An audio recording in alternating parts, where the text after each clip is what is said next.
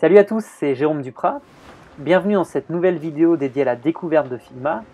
Dans la vidéo précédente, on a vu comment créer des éléments plutôt basiques avec l'auto-layout. Et dans cette vidéo, je vais vous montrer comment créer des composants avancés. On se retrouve tout de suite devant le logiciel. C'est parti!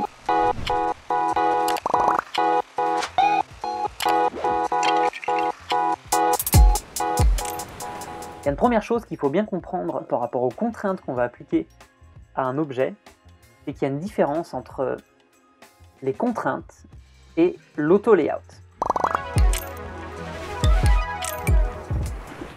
Si je vous montre un exemple rapidement ici, je vais faire une frame. À l'intérieur, je replace un carré ici. Pour donner des contraintes de position à ce carré, il faut que je le sélectionne. Et ici, on voit dans le panneau à droite que j'ai des règles de positionnement. Je vous en ai déjà parlé sur une autre vidéo, mais c'est un élément important à prendre en compte quand on joue avec l'auto-layout. Les contraintes, ici, on voit bien que mon carré reste en haut à gauche. Si je veux qu'il soit plutôt contraint par rapport, je peux le laisser en haut aussi, hein. Si je veux qu'il soit plutôt contraint par rapport au bas et à la gauche, quand je vais dimensionner, il va plutôt prendre en considération cette dimension-là. Je peux aussi lui appliquer des contraintes de dimensionnement, c'est-à-dire que là, je peux, en plus de lui définir une contrainte liée à la frame dans laquelle il est, je vais aussi pouvoir donner un aspect à respecter. Par exemple, scale. Je veux que sur la hauteur, le carré il se déforme de la même manière que va se déformer la frame qui est autour, le parent dans lequel il est. Si j'étire mon carré, la frame, on voit bien que le carré s'étire, ou il se rétrécit, en fonction des dimensions. Ça, c'est quelque chose qui est important à prendre en considération. Je vais revenir en arrière. Parce que si j'applique l'auto-layout à la frame dans laquelle je suis, je ne vais plus pouvoir revenir ici, en cliquant sur le rectangle, je ne vais plus pouvoir revenir sur ces contraintes-là. On va le voir tout de suite. Si j'applique, je sélectionne mon frame, si j'applique l'auto-layout, on voit déjà tout de suite qu'il y a des contraintes, c'est marqué hug, qui se sont appliquées. En gros, là, c'est plutôt maintenant au niveau de la frame, et pas au niveau de l'objet qui est à l'intérieur, mais plutôt au niveau de la boîte qui contient les éléments que je vais pouvoir donner des propriétés. Ici, c'est en hug, ça veut dire que ça va s'adapter à la dimension de l'objet qui est à l'intérieur. Si j'agrandis mon objet, la frame s'agrandit. Et on voit qu'il y a toujours une petite marge autour, parce que c'est ce qu'on avait vu dans la vidéo précédente. Ici, il y a une marge, un padding de 49 et 46. Si je change ces valeurs, par exemple, je vais mettre 64 partout. On voit bien que j'ai augmenté ici ces valeurs-là, mais que du coup, ma frame est toujours adaptée à la taille de mon rectangle. Si je veux modifier ça, si je veux que ma frame soit plus grande, je peux lui définir du coup une taille. Et par contre, vous voyez que je ne peux pas déplacer où je veux mon élément. Si je veux qu'il soit en bas à gauche ou en bas à droite, je ne peux pas le déplacer. J'essaie de le faire glisser, je ne peux pas. Tout simplement parce que ces options de positionnement, elles sont réglables, encore une fois, au niveau de la boîte la plus haute, donc au niveau de la frame. Et c'est dans les paramètres ici de positionnement. Donc si je veux que mon objet soit en bas à gauche, je clique là-dessus, et ainsi de suite. Et on voit bien qu'il est toujours placé à 64 pixels du bord. L'auto-layout, ça va vous permettre, c'est un peu la même image que les contraintes, mais ça va vous permettre de positionner des éléments de manière un peu plus précise et surtout automatique, d'autant plus quand on a plusieurs éléments en jeu. Je vous montre un exemple. J'enlève l'auto-layout. Si je veux par exemple, donc là je peux le déplacer où je veux, à nouveau, je le positionne allez, à 16 pixels de chaque côté. J'ai dû le faire à la main, là je peux pas paramétrer. L'avantage aussi de l'auto-layout, c'est que là je peux pas paramétrer précisément de marge. Si je veux par exemple que mon rectangle il s'adapte et qu'il garde la même largeur que la frame quand je vais l'agrandir. Donc on le voit, on l'a vu dans les contraintes. Je vais préciser ici que les contraintes horizontales, je veux que ça scale. Là, si je modifie la taille de ma frame, j'ai bien la frame qui s'adapte automatiquement Mais on voit aussi que les marges ici sont adaptées un peu proportionnellement à la taille de ma frame. Si je duplique aussi cet élément, je veux un deuxième rectangle, donc je fais pomme C, pomme V. Je vais le mettre ici, il va bien avoir les mêmes contraintes. Mais si je modifie des éléments ou si je suis amené à bouger ma frame et ainsi de suite, je vais avoir plus de mal à gérer mes éléments qui sont à l'intérieur de ma frame. Alors qu'avec l'auto layout, je reviens en arrière, hop, je rapplique l'auto layout à cette frame là. Donc là, il va m'annuler à nouveau les contraintes que je lui avais précisées. Je vais créer une frame ici. Je veux que mon rectangle il soit en bas, au milieu. Et je veux que le rectangle il prenne toute la largeur. Tout à l'heure, on a vu qu'on avait l'option Scale. Et bien ici, dans les paramètres de position et de taille de mon objet, je vais pouvoir lui donner différentes options. Et ça, c'est super important.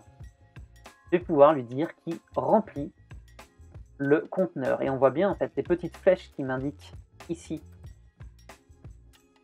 Quand je sélectionne ma frame, si je mets pile, pardon, il faut que je sélectionne du coup le rectangle à l'intérieur, parce que c'est lui que je veux qu'il remplisse la frame.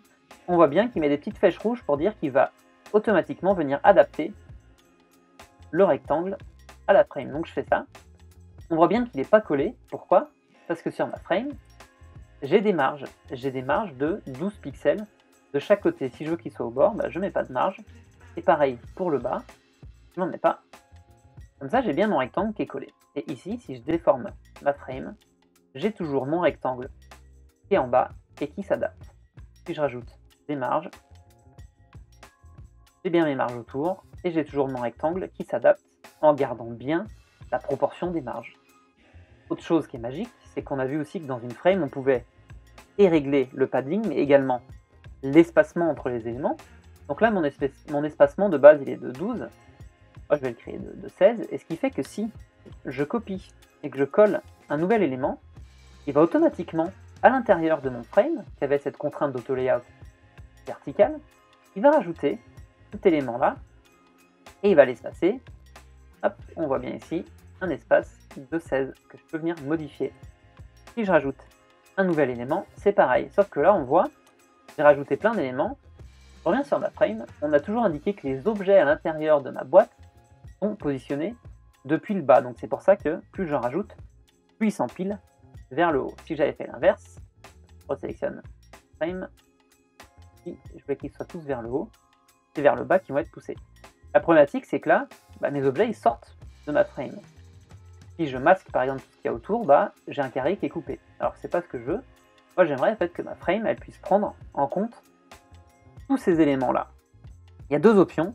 Soit on adapte la taille de la frame, soit on adapte la taille des objets à l'intérieur. Je vous montre les deux options. Ici c'est mon cas de base. Ici, je vais lui dire que la frame, je veux qu'elle s'adapte aux objets qui est à l'intérieur. Donc tout simplement, je clique sur ma frame, et là, dans les positions, comme on a fait tout à l'heure pour le rectangle, je vais lui dire, je veux que tu t'adaptes au contenu, tu viens prendre le contenu en considération. Donc on voit bien là que ma frame, elle est venue prendre tous les éléments. À l'inverse, si je veux que ma frame reste de cette taille-là, mais que les éléments à l'intérieur soient contraints de respecter la hauteur de ma frame. Je pourrais le faire de manière manuelle comme ça, en réduisant chaque élément, et c'est pas ce que je veux faire.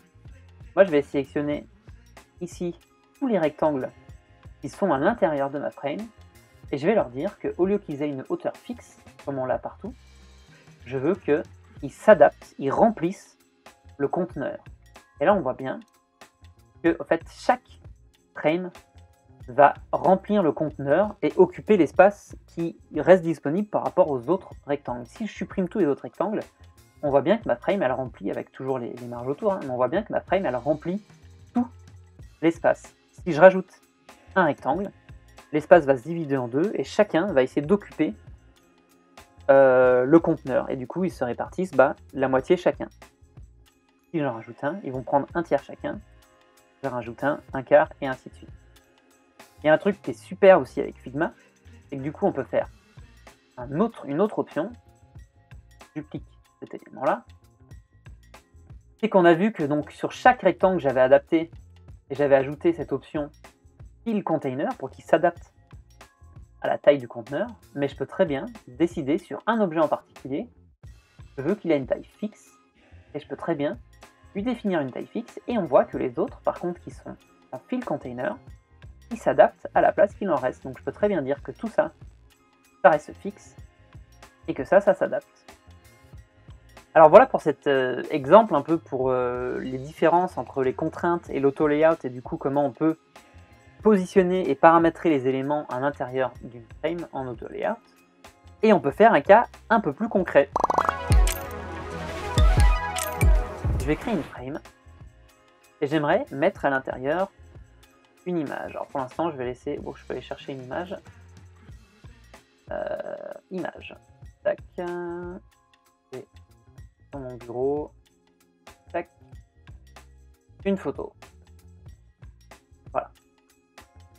J'aimerais ensuite qu'il y ait du texte. Donc je vais avoir mon titre. Je peux lui appliquer la taille du titre. Et j'aimerais également, je vais créer une nouvelle zone de texte que j'agrandis. Pour l'instant, je fais tout manuellement, je vais vous montrer la magie de l'auto-layout ensuite. Je vais lui dire que lui, il est en taille paragraphe et je vais générer automatiquement du texte. Voilà. Ça, c'est ma carte.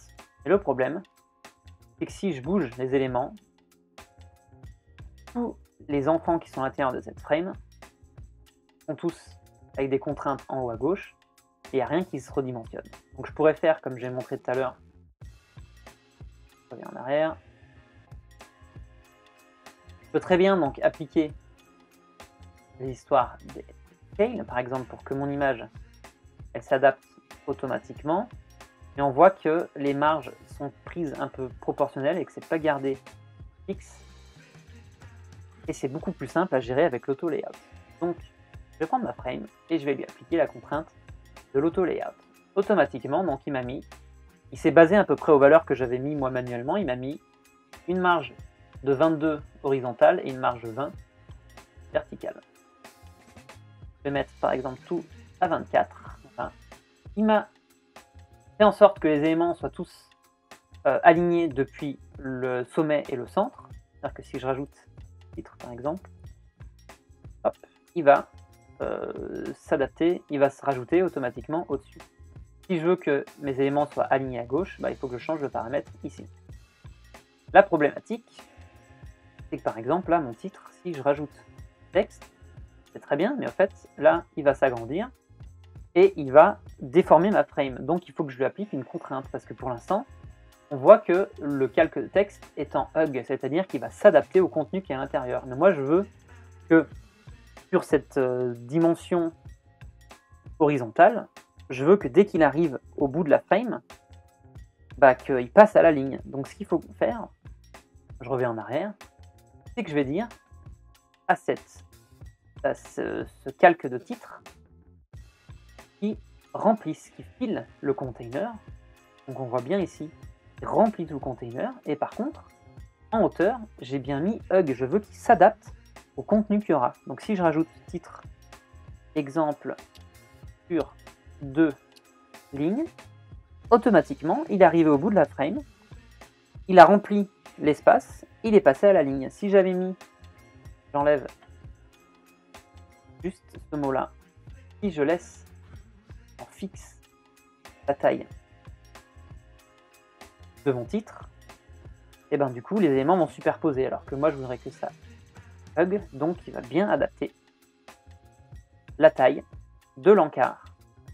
Ça c'est un truc super important, par exemple pour vos textes aussi que vous allez rajouter à l'intérieur, parce que parfois on voudrait que les cards soient de taille fixe, mais du coup s'il y a un texte de différentes longueurs, c'est un peu contraignant, donc vous pouvez quand même dire que votre texte est fixe et qui garde une certaine hauteur précise. Et en plus il y a une option dans Figma qui vous permet, ici cette nouvelle option, qui vous permet de masquer le texte qui est en extra, qui déborde de la frame. Je vous montre l'exemple.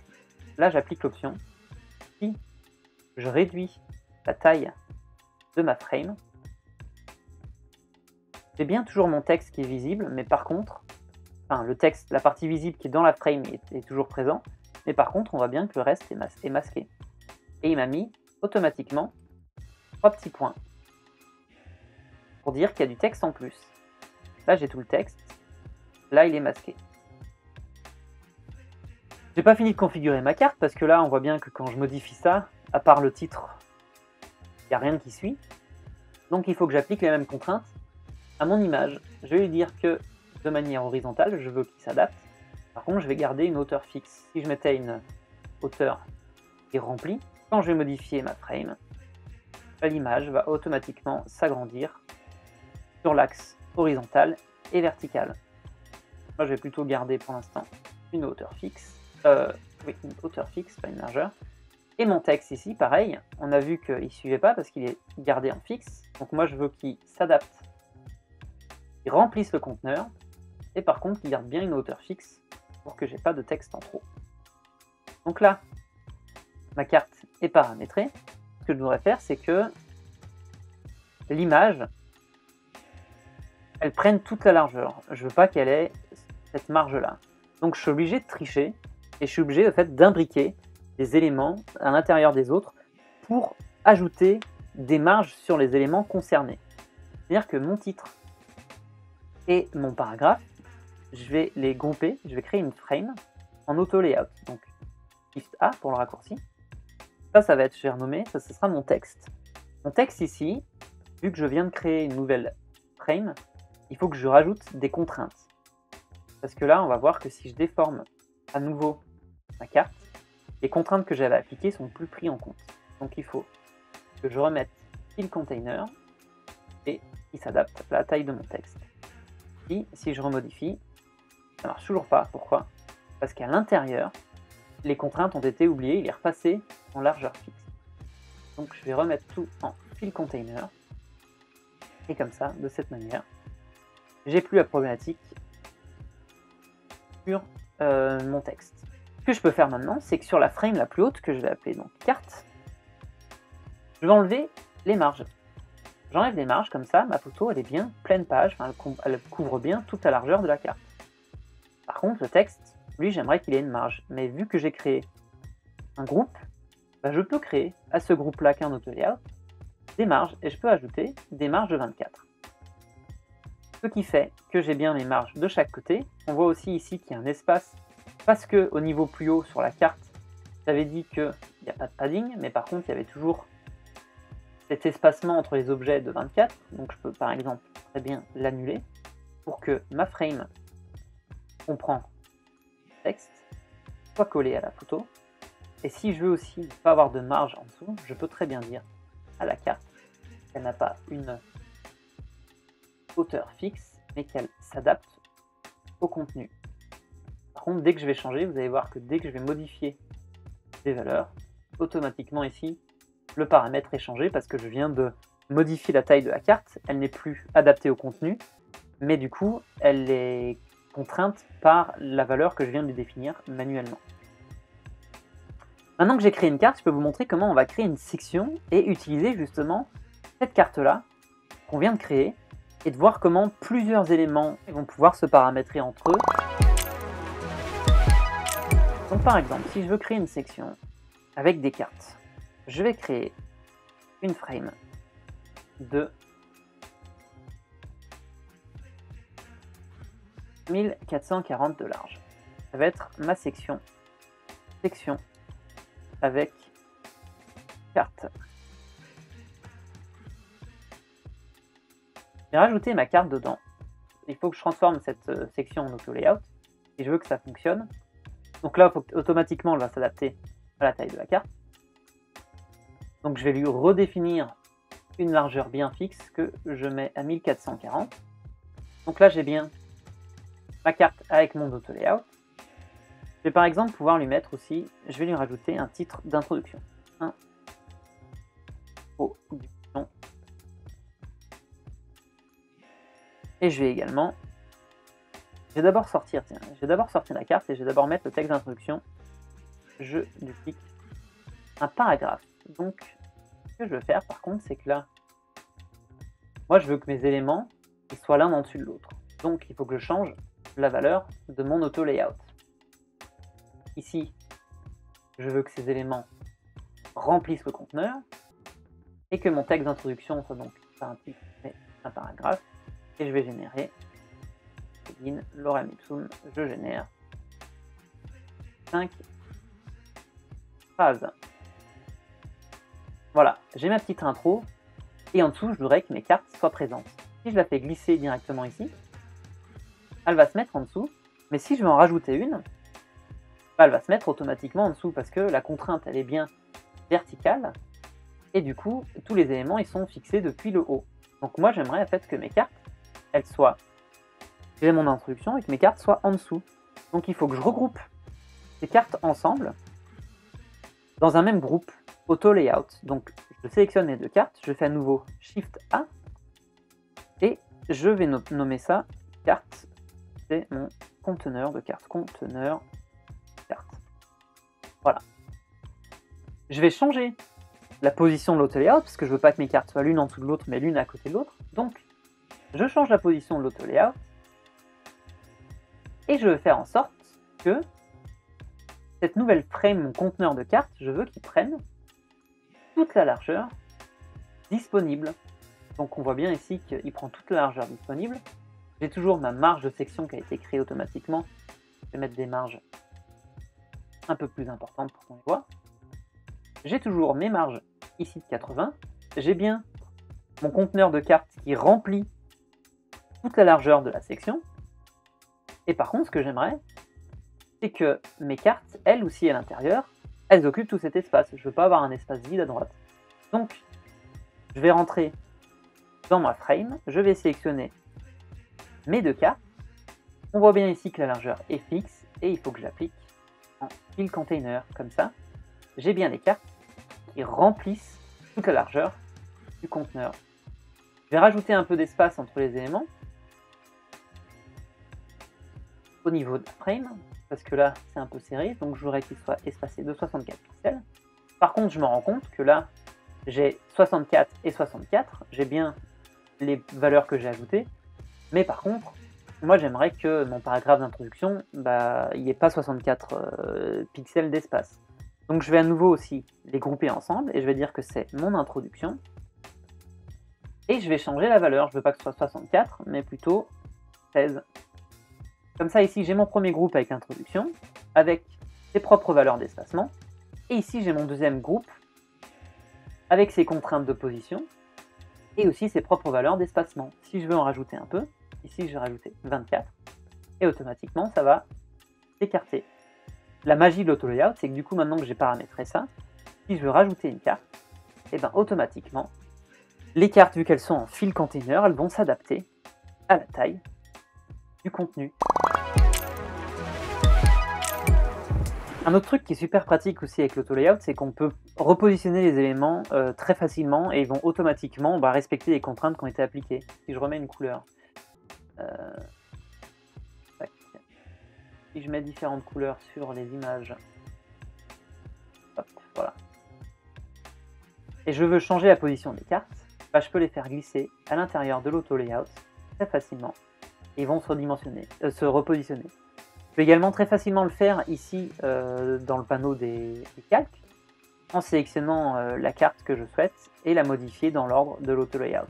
Vu que l'auto-layout fonctionne aussi en ordonnant les calques de la manière dont ils sont présentés, je peux très facilement le faire ici et je peux aussi mettre mon introduction en dessous et du coup faire en sorte que ce soit une conclusion et ainsi de suite. Vous pouvez modifier à l'intérieur vos paramètres super facilement.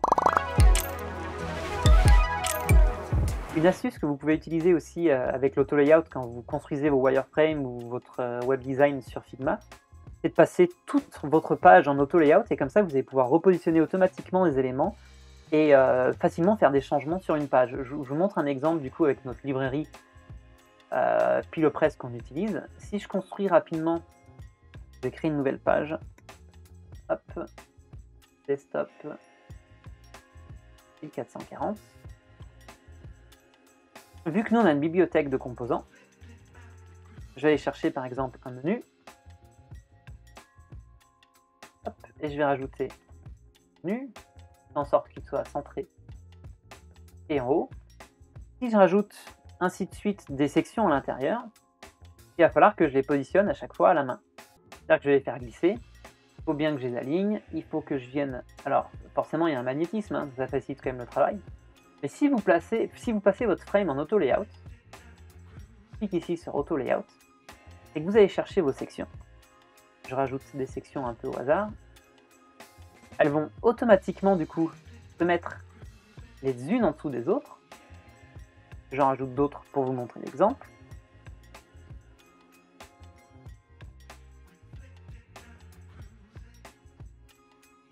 Vous avez bien ici, du coup, admettons la construction de votre page.